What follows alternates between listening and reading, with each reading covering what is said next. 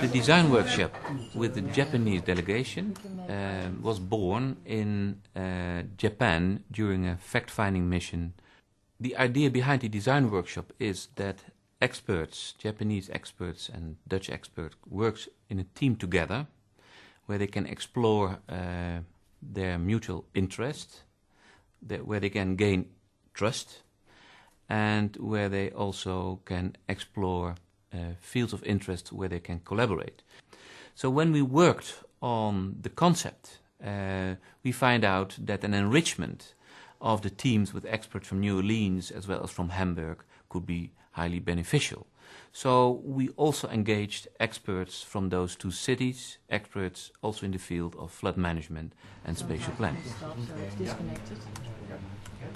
The idea was that the Japanese people, American people and German people gather with the Dutch people to learn from each other, because in Japan they're really quick in with the government to make decisions, and Holland is a bit slow. And now we're going to learn about techniques, about planning and so on, and to make big ideas, brainwaves, get more extreme, and make a concept for the Haarlemmermeer. The water will be 1.5 meter permanent water. It's useful, yeah. But today we have a big brainstorm, and yesterday we had a big brainstorm, and now we're going to design and draw everything. So I hope the results will be really good, yeah. So it's useful, yeah. Yeah, it's very interesting for me to see the different approaches of all these nationalities, and I would say sometimes you have to go abroad to change your own, to see your own point of view. You have to relocate yourself. So, yeah, it's a very good opportunity for me. Dit is hier, in het oppervlaktewater is het zeg maar tussen de twee en ja, zeg maar. I'm working for the housing company in Japan. Japan has lots of disasters, like including the flood, also the typhoon and that kind of stuff. So that we've been learning quite a lot actually from here for the flood protection.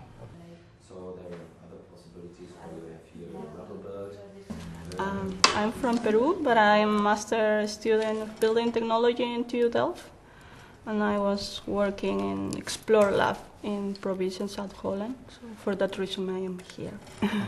What do you think about this workshop? It's really interesting for me personally because I'm mixing with different professionals and cultures. Have more about architectural background, and this is it's a mix of knowledge, and it's really interesting. But at least very useful because we got different ideas from different backgrounds. People come from United States, like Elizabeth, and also here Matthijs from the Netherlands. But we have also some Japanese people. Of course, it's a little bit more complex to get they involved here in this. But well, that we have to learn. We are planning here a compartment system for the polder, Südplas polder. And we are discussing which arrangement of compartments we should use. And we understand compartments which will be flooded in case that there is an extreme flood occurring in the river, which is above the design flood level, so that we get an overtopping of the dikes. And now we want to have a controlled flooding of the polder, not the whole area, but in steps. It's not that the problems are so different, it's that we're working on different aspects of solutions. So I'm working on amphibious housing, and Eric is working on the creation of temporary dikes and the hydrological problems of flooding the polder, and how to calculate the efficiency of such a compartment system. Yeah? So we are much involved with models simulating it. So we really, we can learn from each other in this way very well.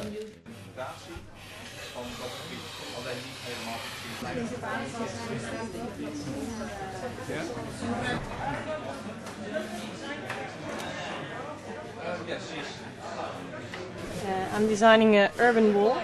We're going to make a lake in the Zuidplaspolder, but we have to protect the existing housing in Nieuwekerk aan de IJssel. So we think of a dike, but then as a building. So, well, something like this. The water is on one side, and then you live and you have a look over the water and over the existing housing. Yeah, we decided to just make a lake again of the polder to bring it back in the old state. But there's a lot of people living here, but they have to be protected. So that's like my part of the design. And the others are working on how to make the lake again. And so we split up the tasks. So this is my small task of the bit. So yeah, I like it. It's very nice to meet like people from all other countries. I'm still a student, so for me it's like a great opportunity to work with specialists from all over the world and all of the knowledge they have. So yeah, I'm feeling lucky that I can be here. So yeah, it's good. After the completion of the workshop, we arrived at a few observations and conclusions. And to start with the observations, one observation is that the Japanese experts were highly motivated, put a lot of energy in the process, so they were very enthusiastic, and that is absolutely a big gain of this project. So when we look at the conclusions, one major conclusion is that the Japanese experts were highly interested in the civil engineering aspects, and they had less affinity towards the planning and the institutional aspects. And that's, I think, a very important observation, because we all know that the Living with Water program is specifically directed to, say, the institutional and planning aspects and less to the civil engineering aspects. A second conclusion is that there are, of course, cultural differences between the Japanese society and the Dutch society. The Japanese society is a top-down directed society, and in this design workshop, where we have in fact a democratic process where every voice counts, we noticed that especially in the first day of the workshop, the Japanese people were a little bit reluctant and shy to give their opinion. So I'm happy to announce that we already received an invitation by the Japanese Ministry for a counter visit, another design workshop for the Japanese context. I'm very happy with this invitation. It really proves that this design shop was a big success, and I'm looking forward with our team to go to Japan very soon.